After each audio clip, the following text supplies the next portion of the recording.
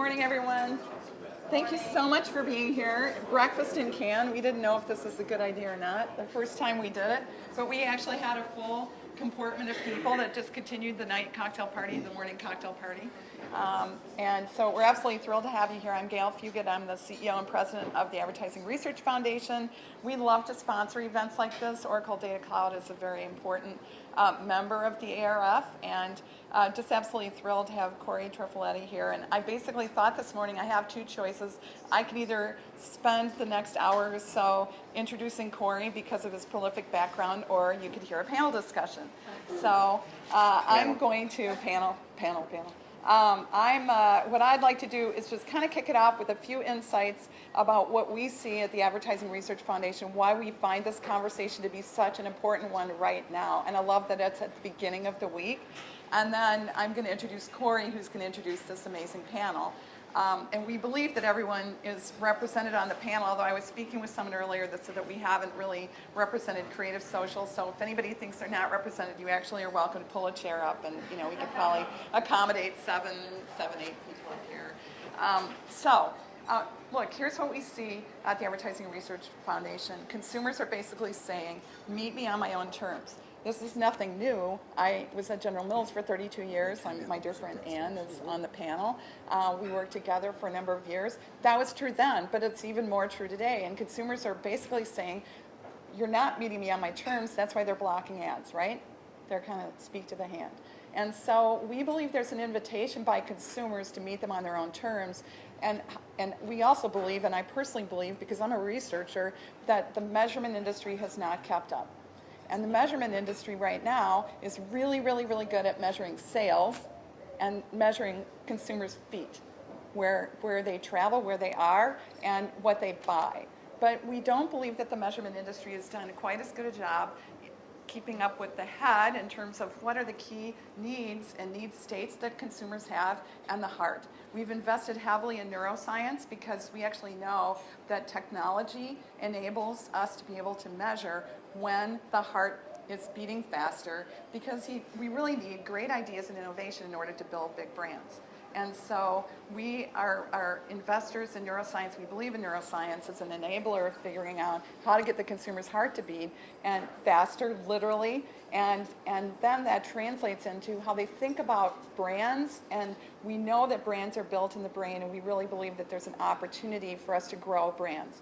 We just completed original ground truth research, and we definitively proved on an analysis of 5,000 campaigns and $375 billion in advertising, that if you invest across more platforms, you can actually deliver greater sales. So if you're only investing in television, you're leaving something on the table. If you're only investing in digital, or you're trading television off to digital, you're leaving something on the table. Up to 5 platforms, more platforms are better. We have proven it definitively.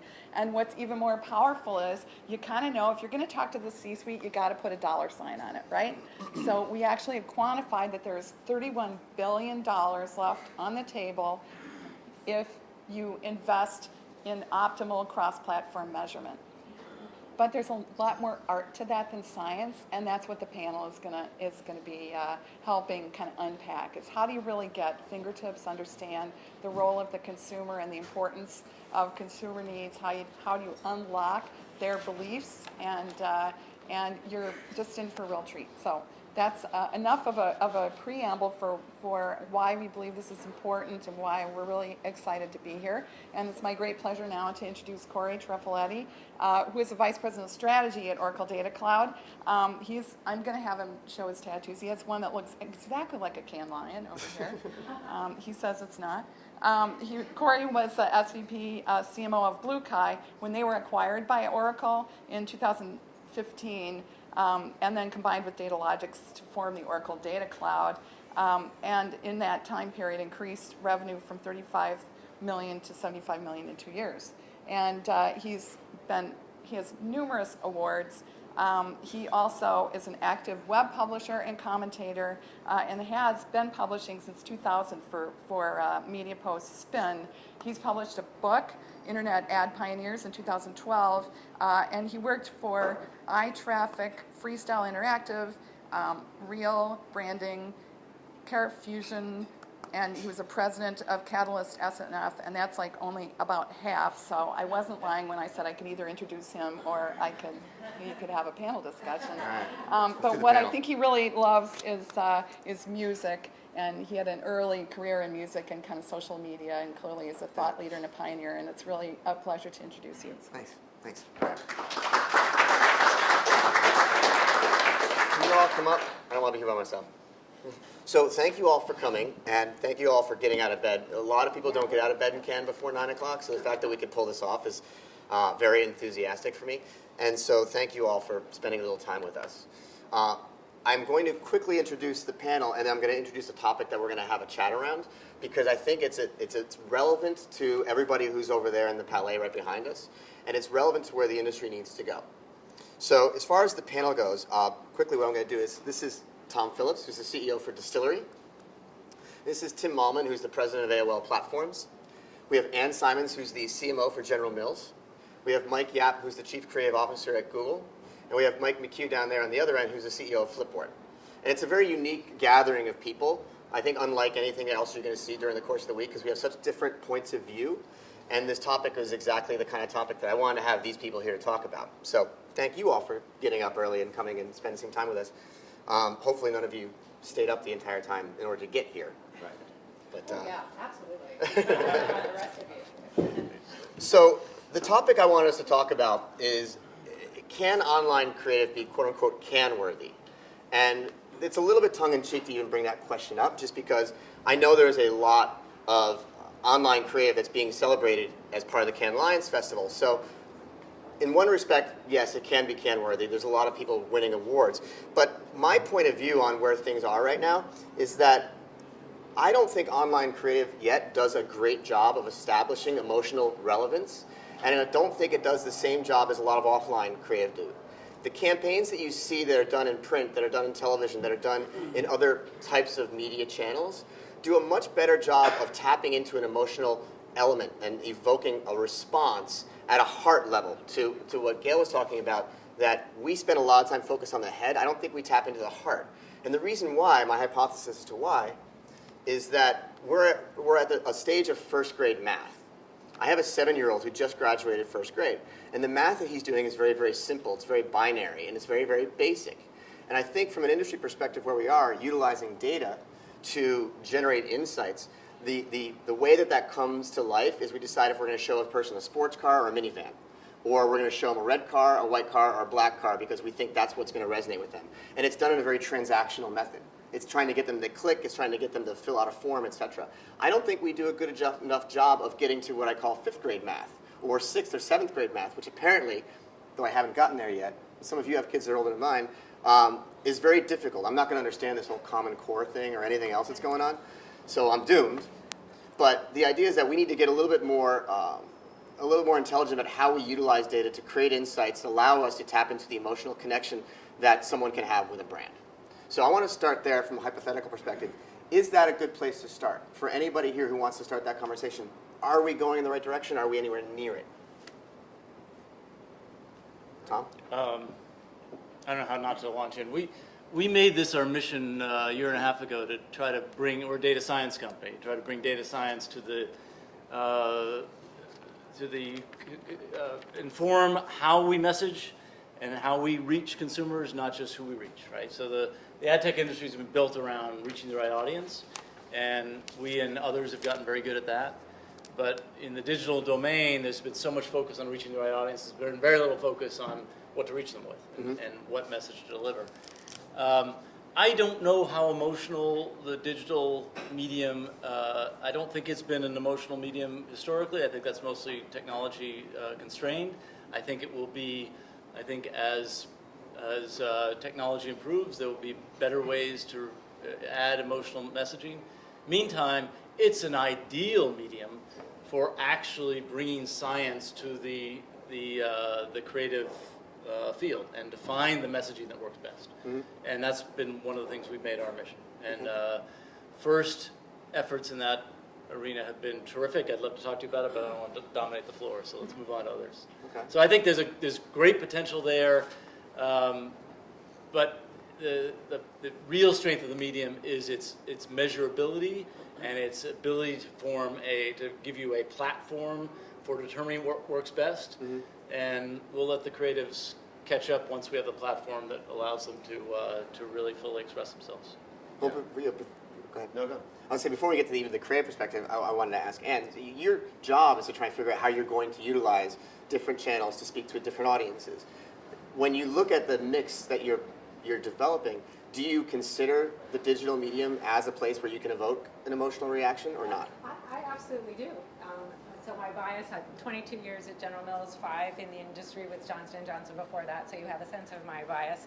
I've been trying to be curious and understand the consumer for 26 odd years. And ultimately, I think it's really no different that you just are trying to be curious, peel back the layers of what is fundamentally meaningful, of utility, of surprise, of entertainment.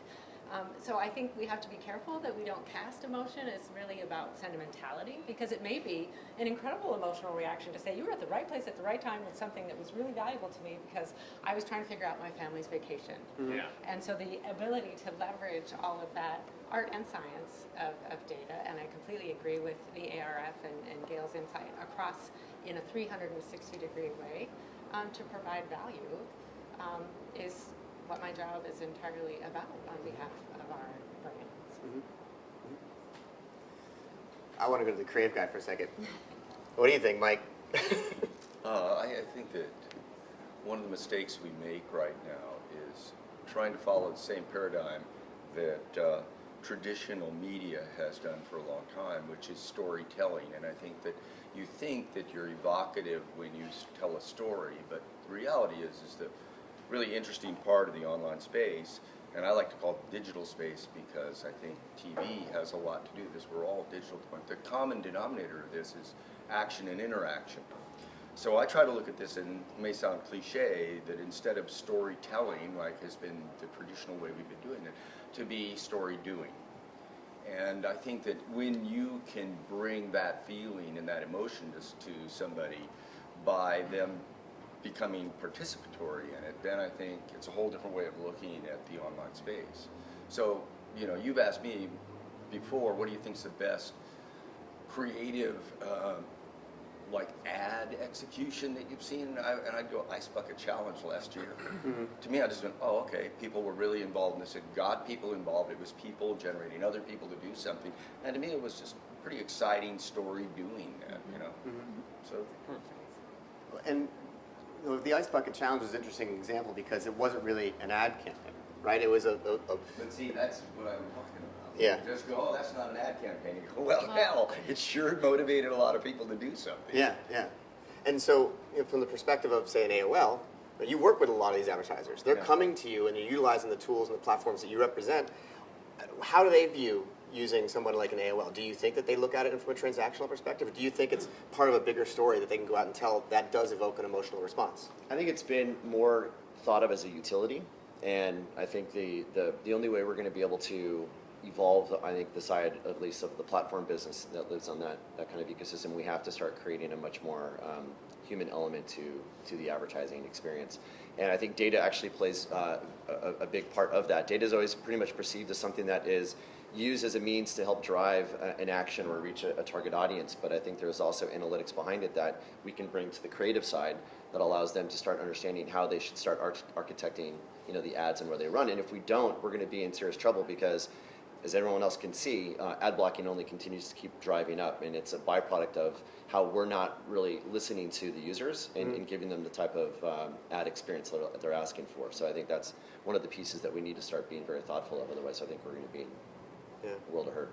And one of the things you just hit on around how people utilize the platform, and one of the things you talked about, which is almost a limitation of the technology, is that it may not be capable of creating that emotional relevance. But I know, like with Flipboard, you're trying to figure out how to make the advertising beautiful, how to make the experience beautiful. So how do you tackle that challenge?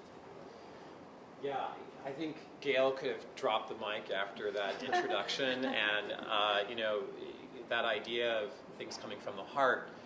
Life is short, and pursuing your passion and doing something that you're passionate about really matters. And if you looked at the data, you'd conclude that like people are just, where people are spending the vast majority of their time are in these scrolling endless random news feeds. And you look at what other people are doing, and are you really pursuing your passion? And I think that's something where you have to have that foundation to have the emotion. And what I am inspired by is what print has done for the longest time. If you're really passionate about surfing, mountain biking, whatever it is, there's a magazine for you. And that magazine, when you look at the advertising there, you would never buy that magazine without the advertising. It's emotional, it's relevant, it matters. And it's probably the best advertising vehicle in the world. Maybe the Super Bowl and commercials, but when you're pursuing your passion, when you're really passionate about something, you want to get as much information about it as possible. And then that's when brands can participate in a very genuine way that evokes that emotion. You have the foundation for that. If you're just snacking on a news feed waiting for your coffee, how much emotion can you really have, even if the creative is awesome, So you have to reach people when they're in that aspirational moment. How do you create that online? That's the big question. That's what we focus on is it doesn't happen, it's not about quantity, it doesn't happen as many times when people have a chance to sit back, think about what they're all about, where they want to go on vacation, where they want to go with their career. But that's what magazines have always done. And so what's the modern version of that? And that's what we're focused on. I think if you think about why that you have that experience with a Passion Point magazine, it's simply a reflection of how well they know their consumer. It's just the choice to, again, be super curious about what it is that will motivate them to change their behavior or strike a chord or pass it along. And we just have dizzying numbers of places to do that today as compared to a fairly simple view of the 5 or 6 things that matter to someone. Yeah. And those and of course all of our ability to do that and crawl into their lives and deeply understand can be enabled by data. Yeah. Well, you're right. There's so many different channels to choose from. And on the flip side of that, there's so much data that's available. This is a question for the group, do you think we spend enough time really getting to know the audience that we're trying to talk to so that we can glean those insights? I want to debate Mike and Mike a little bit. That passionate experience with a brand is something you can do maybe 1 in 10, maybe 1 in 100 times. The Ice Bucket Challenge is fabulous, but people got into it because they were getting into a cause. They were trying to defeat ALS, right? And that's not selling breakfast cereal, right? And if you need to sell breakfast cereal, if you got a hands job, you can't do the Ice Bucket Challenge. It ain't going to work, right? People aren't going to feel the way about breakfast cereal as they do about trying to defeat ALS. And Mike, I'm passionate about my physical pursuits too, and I'm an old magazine publisher. I know what that's all about too. But if you're selling breakfast cereal, you can't do that, right? You can't get to the person who loves being in the mountains, and therefore I'm going to eat this breakfast cereal. Well, I mean, Cheerios is it's about the heart health, right? Cheerios. And that to me, people are passionate about their families and wellness. I think they need to be reminded to go buy Cheerios, right? I like Cheerios. Let me remind me to go buy it. Yeah, I think it's about creating the desire for a brand, and then you have to harvest the desire. They're 2 different things. And the fact that I think of as a parent that Cheerios is good for my girls and for their heart, that's an amazing accomplishment, Well, right? I actually agree with you both, because I think we have to be very measured and That's why you're sitting in the middle. Yeah, that's right. The ultimate unifier, But because we have to be realistic about the degree to which people fundamentally, meaningfully, deeply care about their food purchases and those choices. It again depends on the context. Yeah. I can promise you, as a parent, the first time you put a piece of solid food into your child's mouth and make the choice to choose Cheerios, that moment will stay with you for a very long time. Very different than it's Tuesday morning and how am I going to start my day. So we have to be measured about that and realistic about that. But I think, again, why these meetings are exciting is that to the degree you're at the right place at the right time, you have the opportunity to strike a chord more meaningfully than we were when we were previously working with mass mediums. Because the opportunity for utility, emotion, and yes, maybe even sentimentality that exists of the ALS kind of depth is far greater because you were there when I needed you. And where previously, when it was 2 o'clock in the afternoon, wedged in the middle of a soap opera, it may not have had that sense of uniqueness or individuality. Yeah, and conversely, when you think about what are the essential qualities of Cheerios, and then you think of I would have questionable qualities of Red Bull, yet Red Bull is sugar water that has associated itself with action sports in a very, very tangential way, and is basically emotionally advertising on that basis. So, They borrowed that amount. touche. Yeah, that's true. And a lot of their advertising is just reminding you to buy Red Bull. And yeah, they tie in some of that messaging, but a lot of it's just put it in front of you, But somebody remind you to buy it. brand. But somebody has to get And that works. But somebody Remind has you to to buy it. establish that connection Absolutely. All right, so Without that's the we'll question. take Ann's position on that one. So both are relevant. first. Right. But Red Bull's become a but media that- company more than a sugar water True. company. I mean, they actually produce more content that I think is more engaging. So I mean, they've actually played both sides Yeah. of how they've led. And that's a question actually you just brought up. Somebody has to make that initial connection, right? You're bringing up Red Bull. We're talking about Cheerios. We can't not talk about what we just talked about. The last 2 days, all the meme of the dads balancing Cheerios on their babies' heads. You seen this online yet? There you go. That's Right? great. Like, you didn't start that, right? But it's Look tapping at into the a advertising. brand connection that does exist in some way, and maybe not what you intended, but Well, I think the fun of examples like that, and I'm sorry to turn this into a Cheerios commercial, but is sorry we're not serving any. We've had the best flywheel is when the people we serve do it for us. Yeah. Because that's a very authentic, emotional response. Because we sort of democratized our brands. We've given them up to the universe. We've had to take the risk to say people are going to tell these stories for us, or I'll go live in a darker place. At times we sadly have had to deal with voluntary recalls, a circumstance where we have a speed bump in our industry. Yep. And you are amazed at how quickly those who are in supported brands, who have built a relationship that goes deeper than a transactional one, your community will stand up on your behalf to support you, provided you're transparent and honest about your circumstance.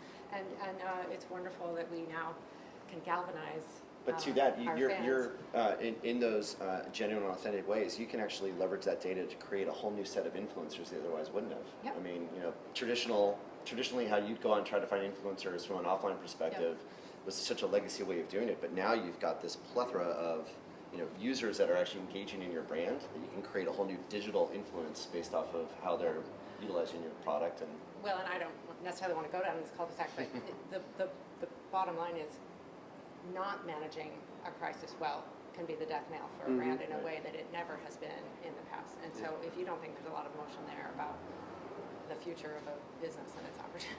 well, what's also interesting in that is that with this meme that's going on, the way it's being represented, the way the brand is being represented, it actually jives and it aligns with how you probably want the brand represented in the first place, which therefore implies that you understood the audience you were trying to talk to, which therefore goes into the fact that you'd spent the time to generate the insights into who you were going to talk to in the first place. I think what we all... Or it was just pure luck. One or the other.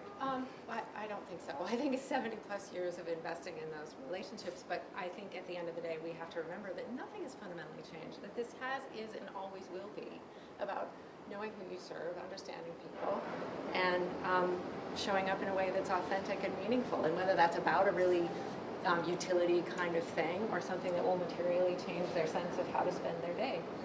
It's just know who you serve, be wildly curious about them, and deliver. By the way, it's not just utility. It's that when you're presenting an advertising message, you get at 1.5 seconds, right? Yeah. There's only so much you can do in 1.5 seconds. So that's the point I'm making. Not that you don't want to understand the person on the other side, but most of the time, the message medium is only going to get a second of attention.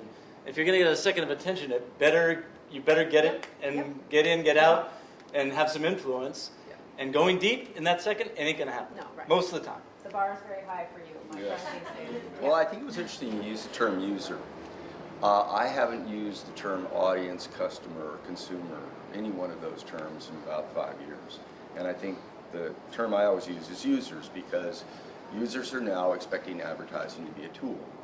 to either entertain you, inform you, or provide you some sort of utility. And if you're talking about a mobile phone, all of a sudden now it's where I want it, how I want it, when I want it. And so to me, when we keep looking at advertising as something that I'm talking at you all, then it becomes problematic in that if you're in that contact with the user. I look at things like programmatic in a really weird way, and I'll go, okay, what does programmatic mean? Well, what could we do with an ad space that's different? With Pedigree, we did this thing with Pedigree Found, where the insight was, and if you want to talk insight, the insight was people that are rescuing dogs love those dogs as much as they love their children.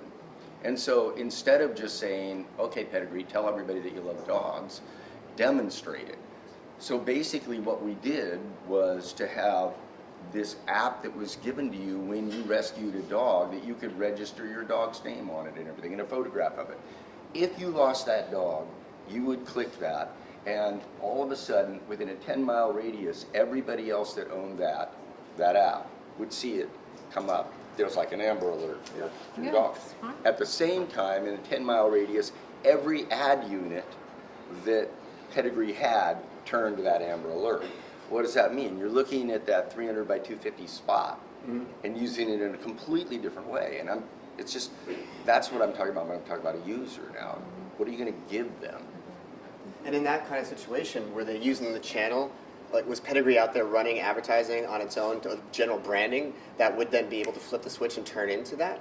Yeah, it would be, all of a sudden, it would be a general brand, 300 by 250, saying, you know, eat Pedigree, and then boom, it would turn into Amber Alert. Interesting.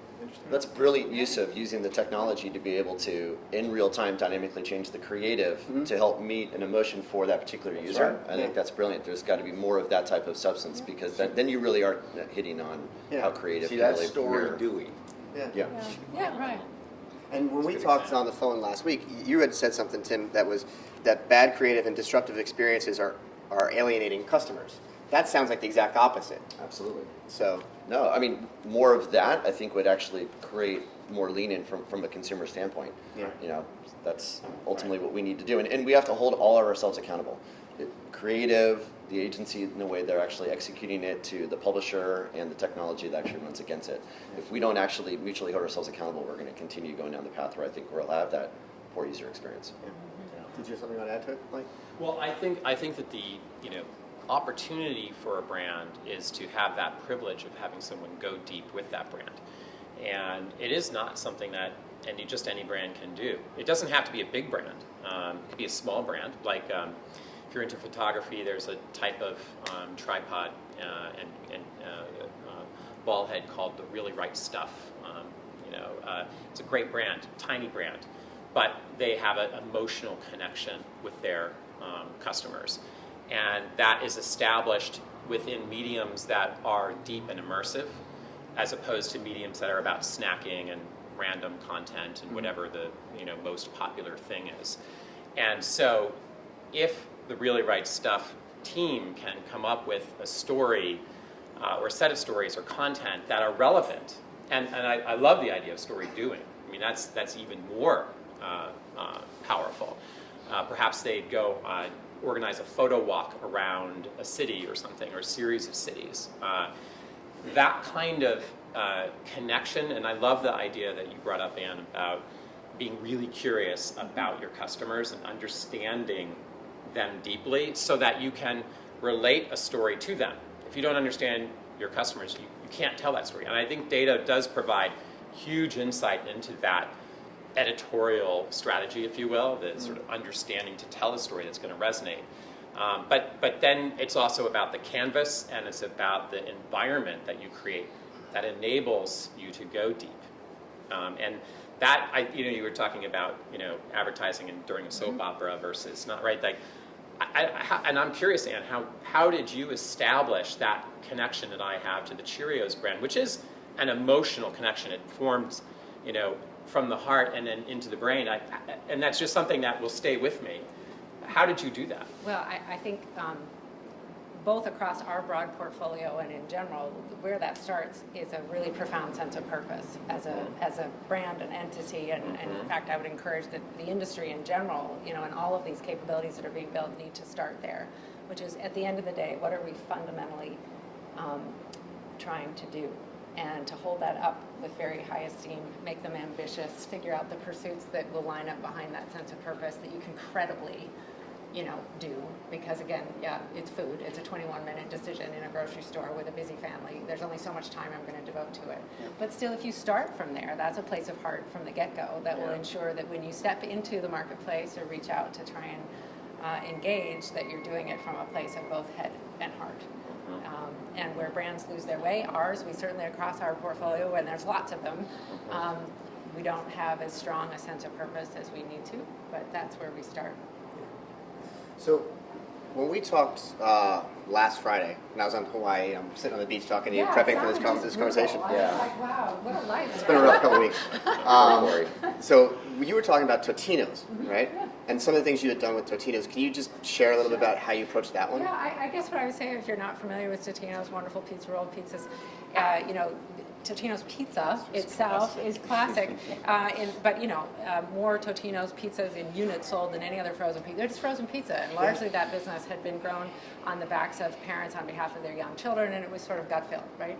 But a really smart and fun and clever bunch of folks in our organization said, we think there's something happening largely with the millennial life stage, young millennials for whom couching harder and being home with their friends, and whether that's binging or gaming, is a very real piece of a lifestyle that Totino's plays a role in. And why don't we take the risk as a company to branch into more mature spaces, and with that brand, try and put ourselves in culture and in people's lives, and frankly at great risk to the core consumer we built the brand on. So a huge amount of where partners like yourselves have all been helpful to a client like me is trying to figure out what that leap might look like. How do you experiment small? How do you do story in slices and bite-sized ways and measure the impact to ultimately grow that into the core marketing idea for the business? So couch harder with Totino's has been wildly successful. So when you approach a brand like that, and for everybody on this panel too, it sounds like the conversation is just a general advertising, creative development conversation. We're not talking about digital in a vacuum as a place to focus, whereas we used to. We absolutely used to try and have, there were separate teams, separate agencies, separate everybody working on this stuff. Do you think that part of the way to get to be can-worthy with our creative is that we are talking about it as a holistic campaign, finally? I don't know. I mean, I think with our phones now being our first screen, this gives us a unique opportunity to pause on what we have done, the mistakes in the past, and get it correct. We've made no mistakes, Tim. Yeah. You bought a lot of my 460, media, so you did make a mistake. But no, I mean, like, just think of like the units that you're seeing coming out today. I mean, even like, I'll call out Snapchat. I mean, I think they've done a great way of innovating the unit, and very similar, Mike, I think, to how you've created a very beautiful experience when I use Flipboard. We have the opportunity to rectify the mistakes of getting away from limiting ourselves to a unit that will not really encapsulate exactly what you want to get.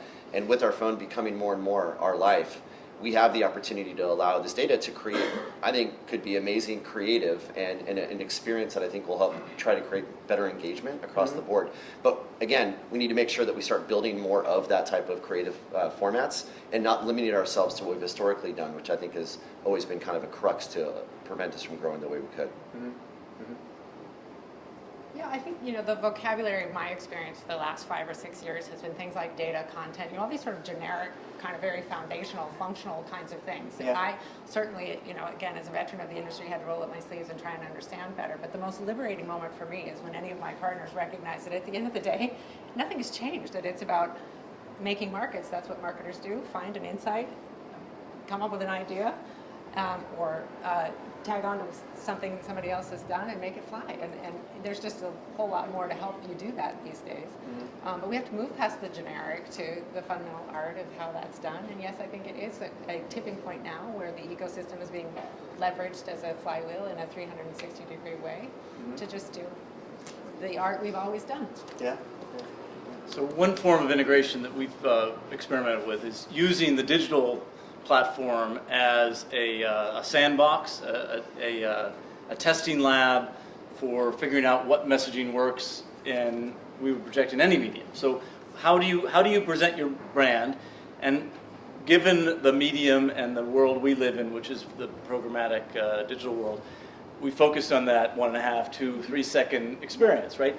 What's the message you get across, and what has most impact? And the beauty of the digital medium is that actually you can tile those things together for high frequency purchase goods, supermarket goods, and measure actually, did this drive sales? Mm-hmm.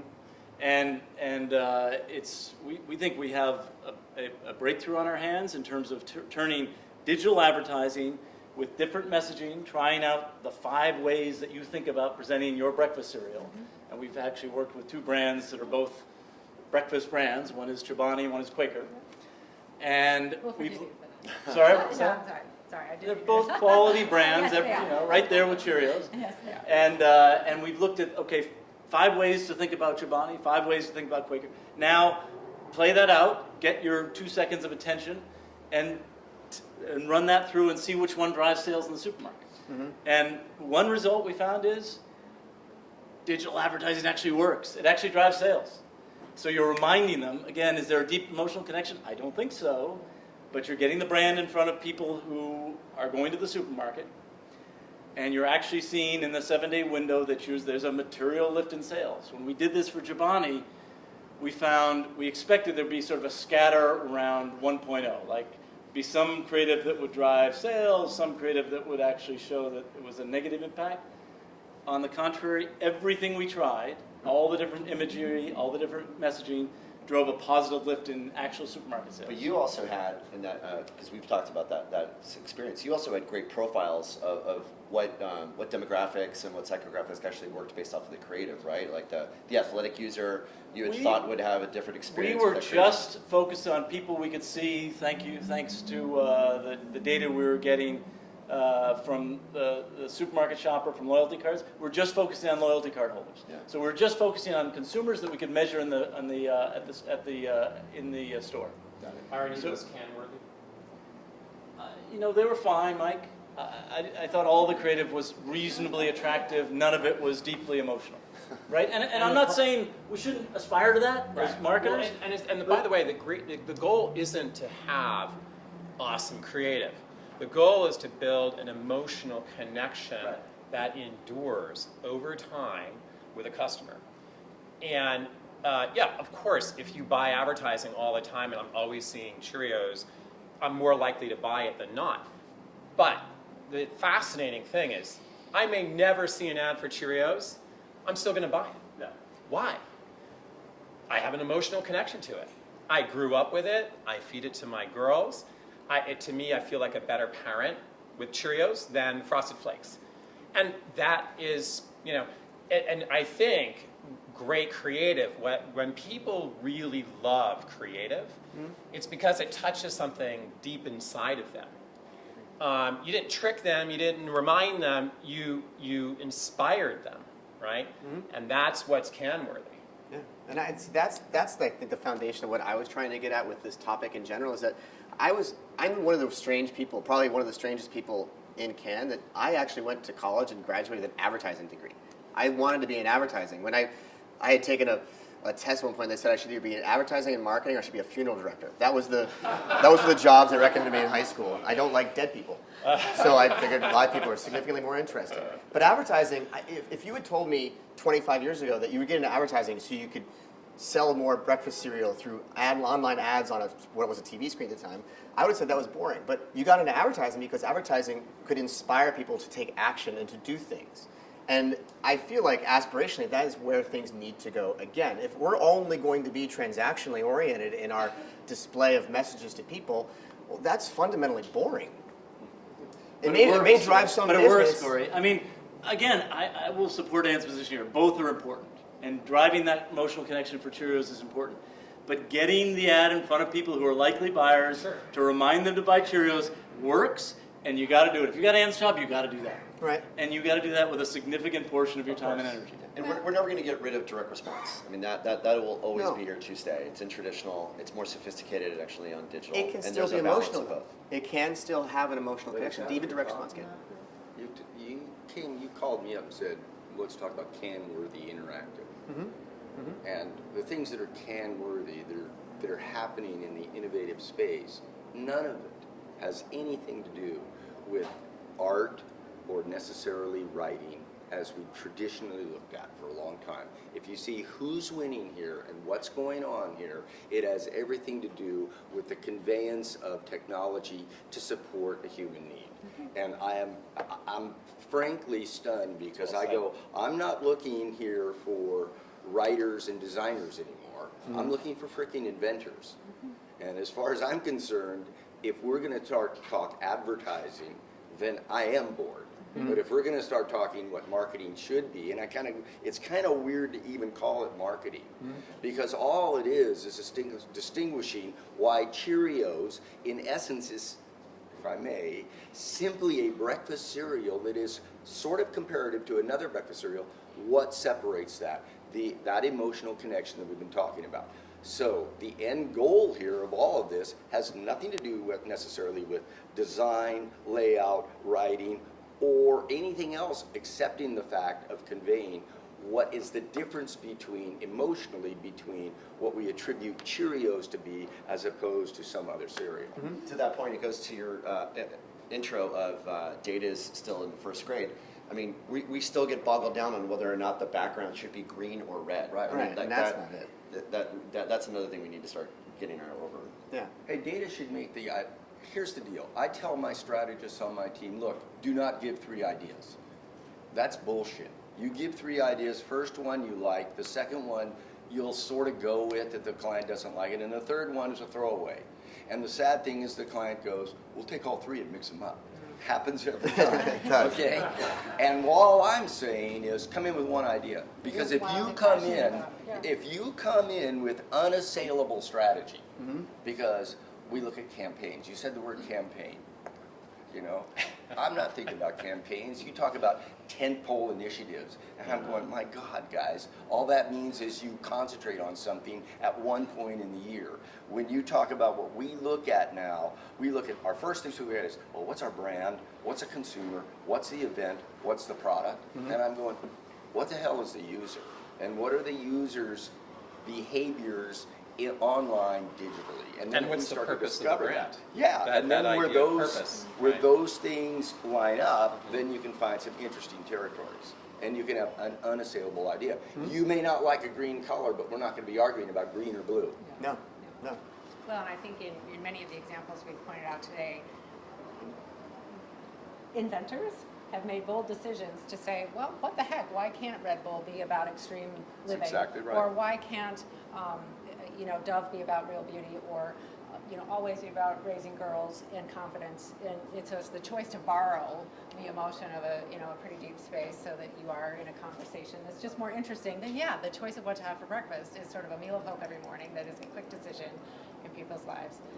So you just have to make the choice to kind of try and be part of a broader conversation, and I think that's where these mediums have been most powerful. And I think people know, they sense when it's not genuine, right? There's if you're just testing different messages and you don't have a clear sense of purpose about who you are and what you're trying to do, then people know that. They're not going to resonate with your brand. But if you do know who you are, then you can test execution and you can try different things. I think testing is a great thing. A/B testing is a phenomenal thing. But you shouldn't A/B test what your purpose is, right? And I think people get confused about that. I don't think you obviously would say that you should A/B test your purpose, but there are people who get confused by that. And with great power with data comes great responsibility, right? And you can't just sort of A/B test your way through life. So it is a tactical, mechanism that's very powerful, and it should be utilized. But so many people are forgetting about what their purpose is as a brand, and then that's when people detect that. They know when that's happening. I think that's a good point. I want to be careful that your purpose as a brand is going to vary depending on your constituency. So you may have a uniform purpose for the world. That's going to be rare. Most brands are going to have a different twist on that purpose depending on which constituency they're trying to reach. And if they're a major brand, they're going to have to reach The multiple financial constituencies. services companies have been investing tremendously in content. Merrill Lynch has a whole editorial team researching and understanding what's going on in the world of finance, which, by the way, is a very interesting world right now. I think today, or coming up soon, is the Brexit vote. Yes. That's a fundamental game change, one way or the other. What are the implications to me as a consumer, to me as a, as an investor, or for my retirement as it relates to that? Well, Merrill Lynch is writing about that kind of stuff, and you're totally right. Some people are really interested in what's going on with kind of macro global economic things. Some people are just interested in, like, how do I make better use of my paycheck? How do I deal with the tax situation? So you're totally right. There's these different And even with less constituencies. sophisticated brands like personal pizzas, right? I mean, very different constituencies and different messaging for each. Yeah. You have to be. Which is the real gift of all of us, right? Right. Because it used to be in my job, I had to make a very binomial choice, which Yeah. was to either talk TV. to a particular audience or let go of another. Uh-huh. Whereas now the Yeah. same brand, and if done well, first, of course, it starts with the food. So I'm glad you love Cheerios for all the emotional things we've done, but it's a great cereal. It is a great And we cereal. have to remember that, that you now have the opportunity to play and experiment in the way that you're describing to decide whether to serve them all or serve a few or at different times of the year. We've built BettyCrocker.com and Pillsbury.com, two of the largest food household marketing databases in the industry, largely because we've had the opportunity to understand apertures, lifestyles, life stages, and what active marketing can be done in a particular window that's of great value. And sometimes it's pretty basic stuff. It's like I've never scrambled an egg. Teach me how. Yeah. Or it's the high stakes Thanksgiving aperture where I really need to understand because I'm doing it for the first time. Yeah. I couldn't have done that 20 years ago. It would have been 30 seconds on television. Yeah. So I'm as excited as I've ever been about the future of our industry. And I think we're just on the cusp of all the infrastructure and the pipes are kind of being connected together. Yeah. And together we're figuring out how to approach each other and share what we do so that it's digestible and I can purchase it and play with it as a client and you guys continue to evolve it. So it's an exciting moment. But for everything sure. what you just described, think about all of what you're able to learn from each one of those consumers and how they are, whether or not looking for the Thanksgiving or the how to scramble an egg. Now Yeah. you've built your own data profiles based off these users, and that can be the benchmark of how you're then going to go to market with them in future experiences. I mean, you're right. 20 years ago, that was something that was just not a possibility. So you're sitting on something pretty special. Well, so two things. We're going to try to wrap this up because we've run out of time, but I usually try to summarize at the end, and I'm not sure how the hell I'm going to summarize this one. I will say that the question was, can online creative be can-worthy? What's interesting and what you inspired in my brain to think about is that what is that definition actually supposed to be? What is can-worthy at this point? It used to be more copy and design driven and beautiful with really wonderful little stories. The story doing concept of creating that utility and your concept of inventing across channels is very interesting. And I know that from a development of an advertising perspective, if I always looked at advertising as the psychology of the masses. How do you get a large group of people to do something that you'd like them to do? And the only way you can ever do that is by tapping into something that motivates them internally already. And I think that might be more of a definition of where things are going to go. And I do think that the digital medium has the ability to do that because it's a very intimate medium. You are sitting with a device, and in many cases it's just you and the device having that conversation, maybe around a brand or a topic or something else. So I think that there's some really interesting things that you'll see happen over the next couple of years as our industry starts to get off the pipe discussion and into how do we utilize these platforms to engage people in the right way. So with that, I will say thank you all for taking time this morning. I really do appreciate it, and I think everybody else appreciated it well. So if you could give them a little applause.